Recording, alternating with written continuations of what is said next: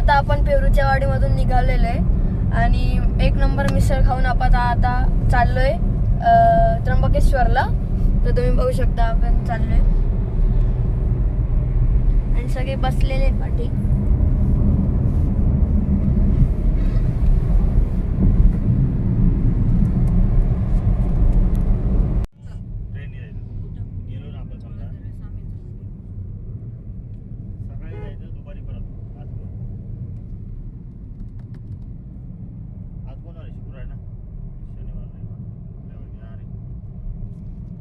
तर आता आपण आलेलो आहे त्र्यंबकेश्वरला आणि आता पार्किंगने आपली गाडी लावलेली आहे.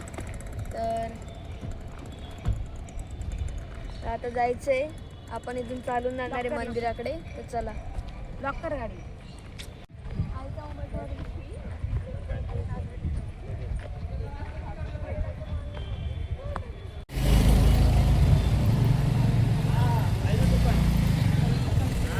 आता आपण आलोय, तिथे खूप गर्दी होती नॉर्मल लाईनला. मग आपण आलो आता VIP पास घ्यायला. तर तुम्ही येत असेल तर इथे जवळपास एक पार्किंग आहे, त्याच्यामध्ये गाडी लावा. नाही तर तुम्हाला ते खालच्या पार्किंग मध्ये लावल्यानंतर खूप वेळ लागेल इथे. आम्ही आता त्र्यंबकेश्वरला आलोय मंदिरामध्ये दर्शन करायला. या ठिकाणी इथून हे दिसलं पाहिजे बोर्ड. या ठिकाणी आम्हाला एक असुविधा दिसली. या ठिकाणी जे ऑनलाईन पासेस आहेत 200 रुपये का पर पर्सन ऑनलाईन पास आहे आणि त्या ऑनलाईन पासेस आपण काढण्यासाठी गेलो असता त्या ठिकाणी आपल्याला कॅशच भरावे लागते.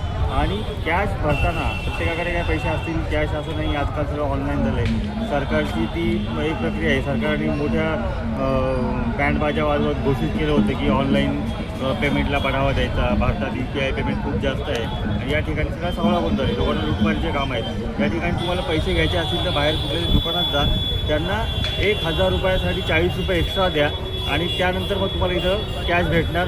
इकडे पास काढा, बायोमेट्रिक करणार. त्यांना विचारलं का तर म्हणे आमच्या हातात नाही ते.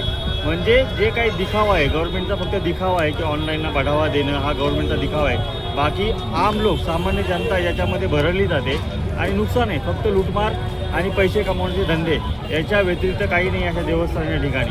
त्यामुळे कुणी जर येत असाल VIP दर्शन पास वगैरे काढत असाल तर त्या ठिकाणी आपण कॅश घेऊन या. म्हणजे विनाकारण 200-500 रुपये भूर्दंड आपल्या खिशाला द्यावा लागणार नाही. धन्यवाद.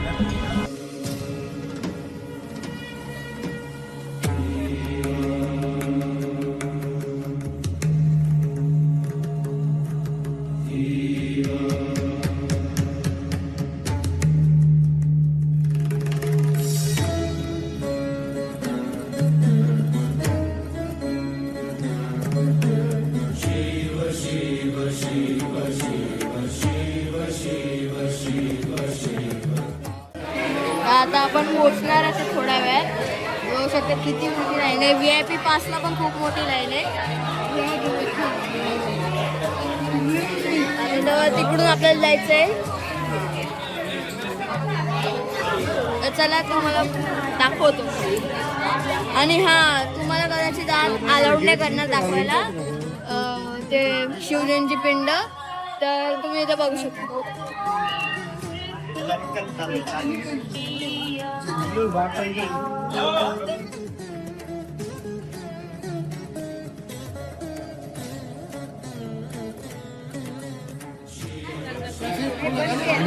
आता आपण आलेलो आहे, पोहोचणार आहे. आता हे दरवाजा समोर थांबवले मिलिटरी वाल्यांनी.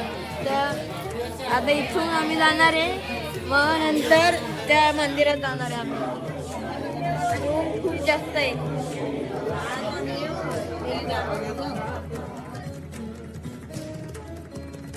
जर तुम्हाला यायचं असेल ना इथे तर तुम्ही सकाळी येऊ शकता 7-8 वाजता. कारण इथे आता दुपारचं 4-5 वाजता ना खूप वेळ लागतो. 4 तास 5 तास अशी जातात याच्यात.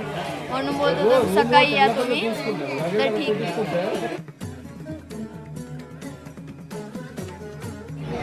आता फायनली ते लाईनीतून आम्ही आलो आणि मंदिर शिव शिव शिव शिव शिव शिव शिव अनंत शिव योगी महादेव योगी महादेव आद्य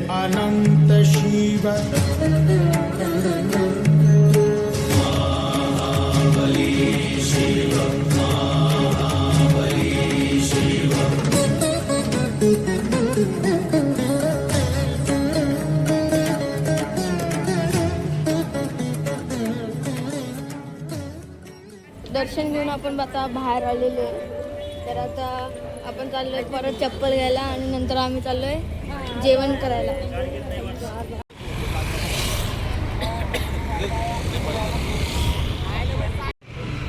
तर आता आपण दर्शन घेऊन बाहेर आलेलो आहे.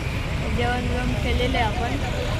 आता बाबा ते मेंढ्याचे केसाचं काहीतरी घोंगडी. हा घोंगडी घोंगडी काहीतरी असं ते घेत.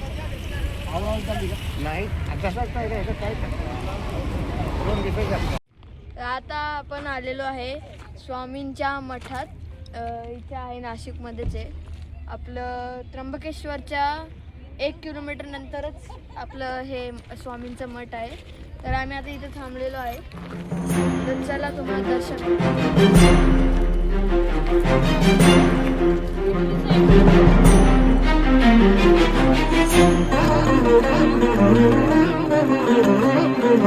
देवराज सेव्यमान पावनाग्रिपङ्कजं व्यालयज्ञसूत्रमिन्दुशेखरं कृपाकरम् देवराज सेव्यमान पावनाग्रिपङ्कजं व्यालयज्ञसूत्रमिन्दुशेखरं कृपाकरम् नारदादियोगी वृन्दवन्दितं दिगम्बरं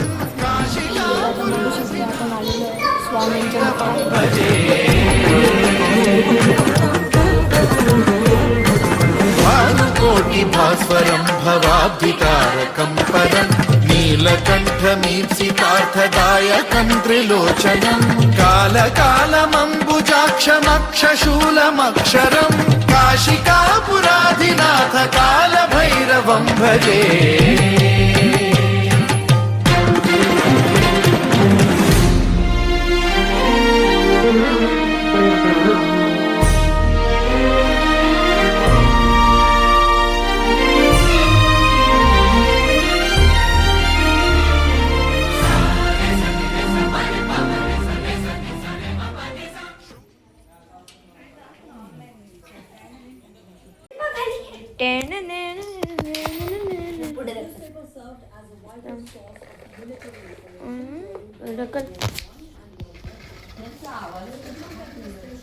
JCB वाला पिकाचू.